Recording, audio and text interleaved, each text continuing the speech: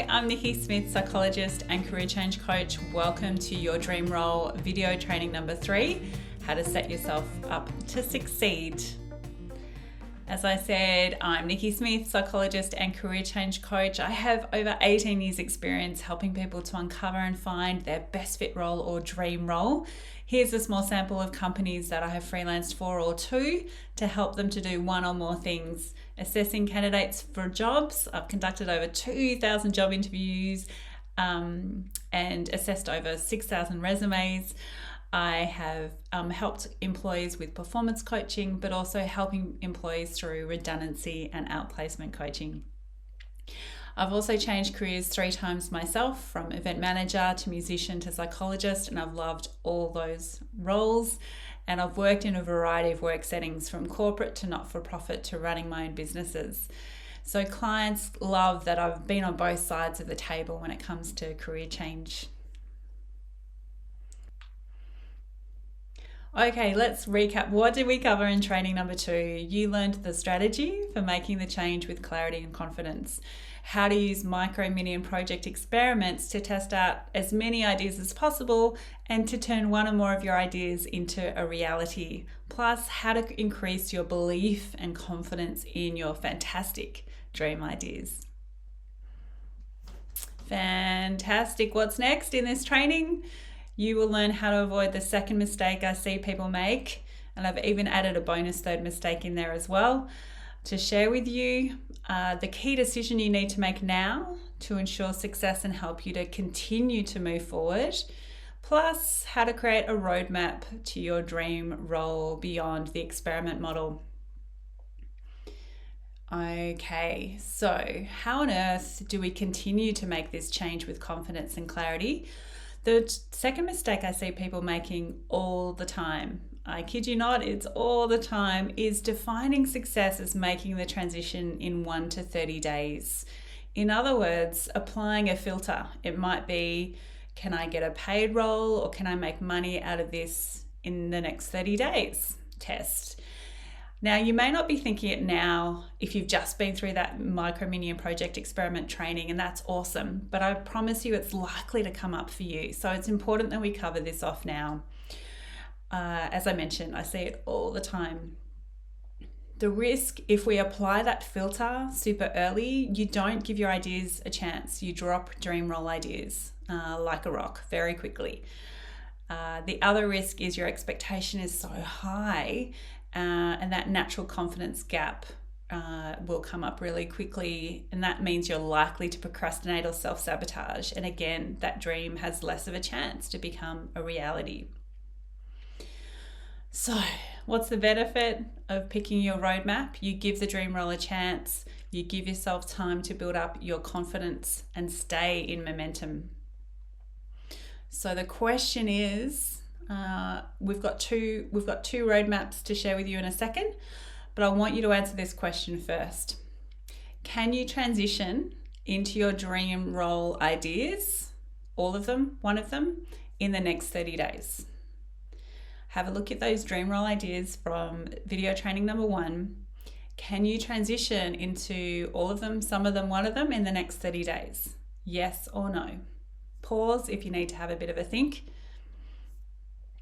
All right. If you can, oh my gosh, I'm excited for you. Awesome. Get going. Can't wait to hear from you how it all goes. For 95% of my clients, the answer is no. And let's recognize that. Let's be strategic about what to do instead. This is not a bad answer. This is a very common answer. Let's be strategic. So, the 2 roadmaps you can choose from is to choose either A, a bridge role, or B, a stepping stone role. Let me take you through both of them. A bridge role ties you over from the here and now until your dream role. It's very purposeful. Bridge roles are fantastic. What do I mean by bridge role? A bridge role is a role that is neutral to positive in terms of your energy, the work environment, using your strengths and work hours, etc. And why? Because you actually need some energy in the week to go through the micro, mini project experiment framework. So that's the definition of a bridge role. What does it like look and feel like? In terms of what it is, your bridge role can be your current role. So it's worth asking yourself, actually, is the role that I'm in sustainable as a bridge role? Does it meet that criteria of neutral to positive in terms of, let's go back, in terms of the energy environment, using your strengths, work hours, etc.? Option number 2.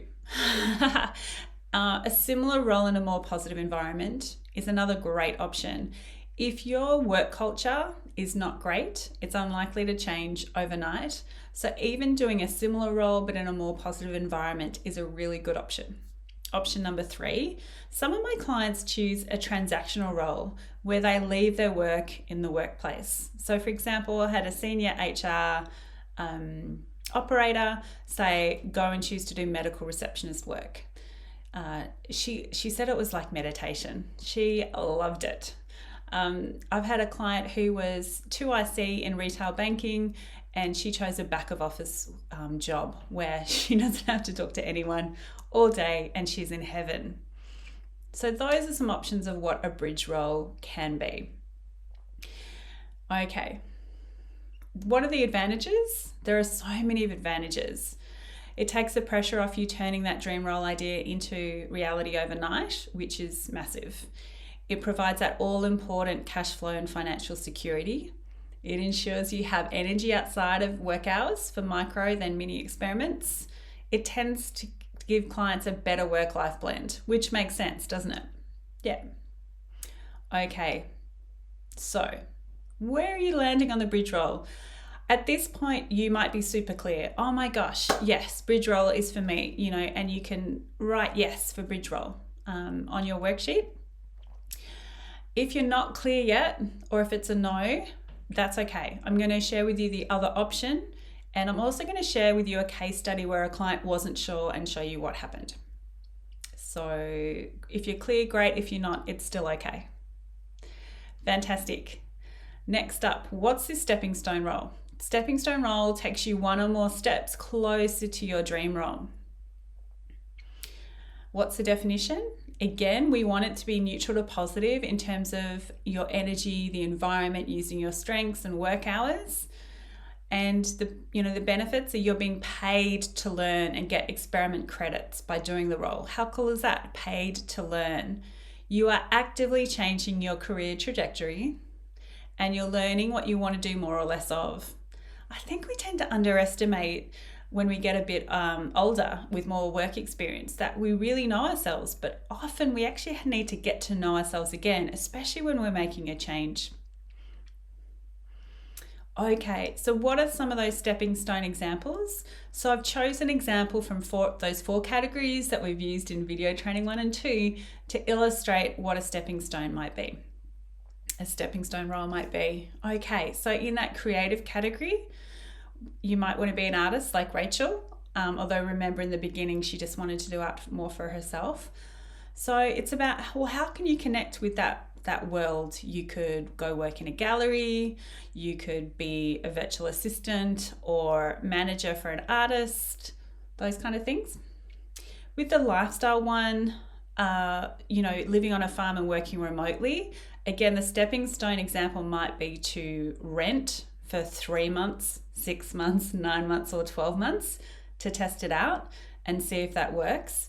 And you might be you might be able to do that in your current role. But if not, then finding another organisation that would allow you to work remotely would be a stepping stone to living on the farm full time. If we think about those business ideas, a really popular one is around being a coach. And I've just had a client, she's been working in communications for government for a long time. She's wanting to be a coach. So her stepping stone role is going to be working in a coaching business. And that actually blew her mind. She loves that idea because she's going to be able to immerse herself in the coaching world by working in a coaching business. The 4th category, we've got employee. So when we're changing sectors, if you're not confident to go in at the level that you're at and use your transferable strengths, that's okay. Choose a stepping stone role. That means that you might be, one level below where you currently sit, but gaining again, remember that paid experience, learning on the job, skills and knowledge is a really good option for you. Having said that, if you've got the confidence to, when you know your strengths and understand the value that you offer an organization, I find clients can go straight across and not necessarily give up on salary. But if you don't have the confidence or the knowledge yet, a stepping stone role is a really great idea. Okay. What are the advantages of a stepping stone role? They may be clear to you already, but let's dive in. Takes the pressure off turning a dream role idea into reality overnight. Again, keeps you in explorer mode, allows time for your ideas and confidence and network to develop. Imagine in that stepping stone role, you're going to be learning, but naturally building a network in this new sector. In the farm lifestyle, as an artist, all of those, you're really going to be building that beautiful network in this new chosen industry. The other thing that I find, it helps people to really feel like they're making steps, taking action, feeling that progress now, which is so good for our confidence and staying in momentum. Okay, so stepping stone role, yes or no? Based on the information I've given you so far today, what are you thinking about the stepping stone role? Does that resonate with you? Yes or no? And pause the training if you need a bit more time to think about it. Okay, so you've either chosen the bridge role or the stepping stone role, or you're not sure yet. Okay, for all of these categories, I'm going to give you a case study. This is a client who was returning to work after a break parenting. She wasn't really sure whether it was a bridge role or a stepping stone role. And in fact, what we were doing, we were looking to design a role around her strengths in her preferred industry of health. And so we were in explorer mode during this process. We weren't sure, would it be a bridge role? Would it be a stepping stone role? What would it be next for her? So this is Kate, single mum, wanted to be an employee, returning to work after a significant time off. Previously, she'd worked in health promotion for the not-for-profit and government sector. She, followed her passion and qualified in functional nutrition and medicine. She had this discovery during the course that she didn't want to guide clients with their nutrition. Her friends and family were saying that's your only option because that's what they were familiar with. She was second guessing herself around, oh my gosh, what have I done starting this course and not wanting to be helping people with nutrition? She was starting to get quite stressed. She came to me and said, can you help me find an alternative way to use my strengths? Is there a way I can work, with health and use this knowledge, but not deal with customers or the public very much? So I want to take you through some of the steps we took and to show you where she landed and what's happened since. Okay, so like I said, we weren't sure, but she wanted a next role. We weren't sure if it was a bridge or stepping stone role at this stage. She wanted to use her strengths. She wanted to solve problems in the health space. She wanted to work family-friendly hours. And as much as any of the other items, she wanted to build her confidence. Okay, so here are Kate's strengths. Oh, how good are they? Responsibility, discipline, achiever, analytical, and harmony. So she's dependable, diligent, responsive. She follows through every time. She's organized. She provides structure where needed. She's very consistent in terms of getting things done. She's data-driven. She looks for patterns and connections and wants to find the reason why. And also she collaborates easily with others. She's sympathetic and diplomatic. So this gave Kate confidence. We then wanted to explore what role might be right for her. And so I helped Kate to develop this pitch, which was that she wanted to improve the health of others by working in a health organisation where she can research, provide solutions. Please, in a back of house role, she really didn't want to be interacting with the public. I hypothesized that she could add value by getting to the projects that are slipping down the to-do list of the business, And then we put in, what her strengths can do. Project manage, research solutions to pain points in the business or for your clients, provide resources, improve processes. Now we were in explorer mode at this point, ready to do some micro and mini experiments. So the micro experiments was Kate uncovering her strengths and her why and us working on this pitch together. She then got into mini experiments, which was to go and talk to people. I connected her to 2 people in health organisations to explore what was going on for them, what were their pain points, what kind of roles existed in their business. And so, interestingly, after 3 conversations and her sharing her strengths pitch, she was offered a role in the organisation as a health researcher and helping with comms for that small business that was growing at the rate of knots. So, and it ended up being a stepping stone role. We weren't sure at the time because she got paid to apply her strengths, paid to learn.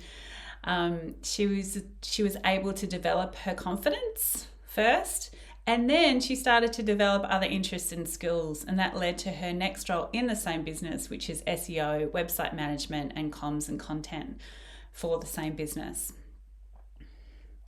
So the advantages of this next and stepping stone role for Kate was her dream was to do that role, but it felt like a big ask and a big task. So it took the pressure off her needing to figure it all out, in 1 to 30 or 60 days.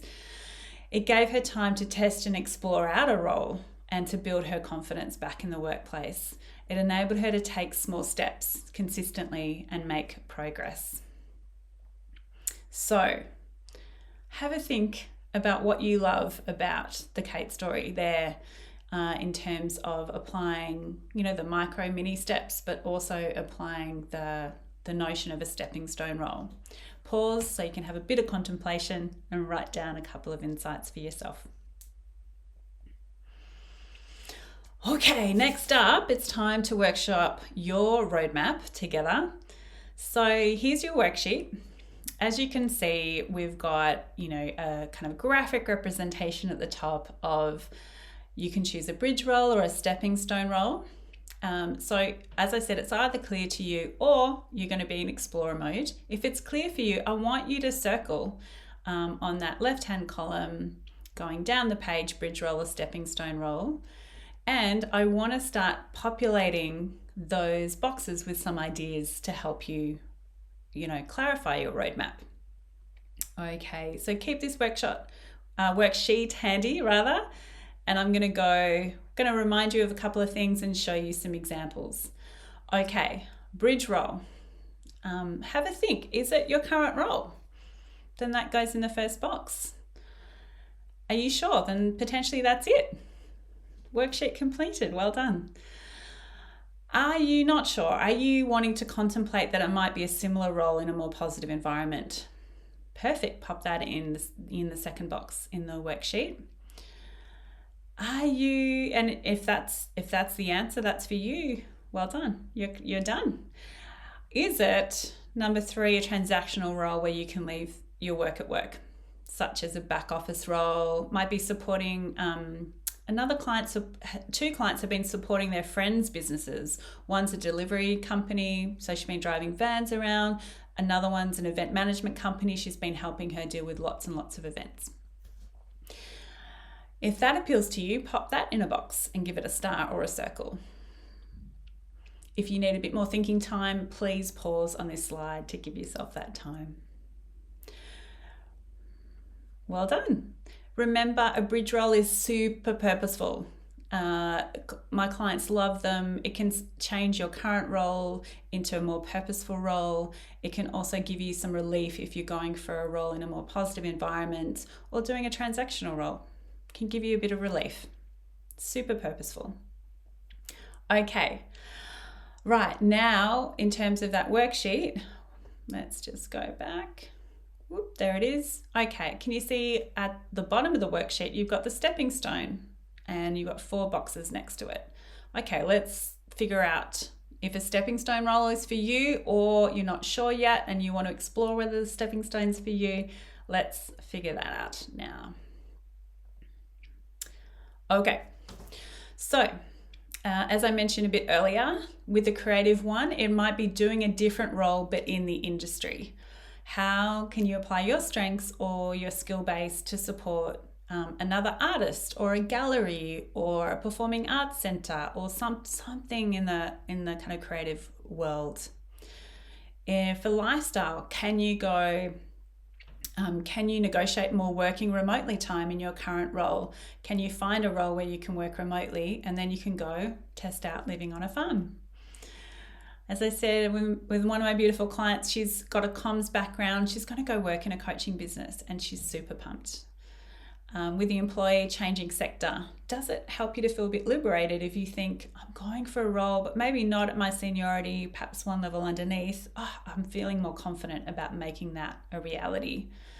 So you've got ideas here. You might want to grab all of them if we're matching up with your dream role ideas from Video Training 1, or one or two might be resonating more with you. Fantastic. Okay, so at this point, remember, you've either picked a bridge role or stepping stone role. You've either picked A or B, bridge role or stepping stone role as your roadmap, and that's awesome. Remember, if you're not clear, like Kate, that's okay.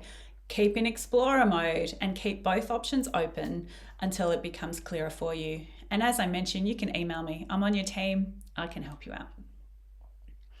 Okay, I wanted to share one last mistake that I see quite regularly, and that's thinking about this for 1 to 3 years by yourself, not taking consistent action, being on that red or orange line, and expecting change. The risk here is that you remain stuck in your current role. The risk that people underestimate is that it can affect your confidence and your fulfillment, and it can be eroded, and over time it can plummet. So I really want you to know, even though we've all been brought up to know and believe we can do a lot or everything on our own, this is not an area to do that. Honestly, we haven't been taught at school, TAFE, university, or in organisations how to design our career. So I really want you to know it's okay to partner up with Candidate Coach. How fantastic are the resources in Candidate Coach? Keep using those. In addition to that, you might want to connect with a mentor or coach. Altogether, this means that you'll do things very strategically and more easily. And with that support, that can make all the difference. So please email me with your insights or questions. Love to hear if you chose the bridge role or stepping stone role as your roadmap, or if you're not sure, let me know. Fantastic. So thank you so much for showing up for yourself and sticking to the end of the training. It's been fantastic sharing this with you, and thank you to the Candidate Coach for having me as part of your resources. I'll speak to you soon.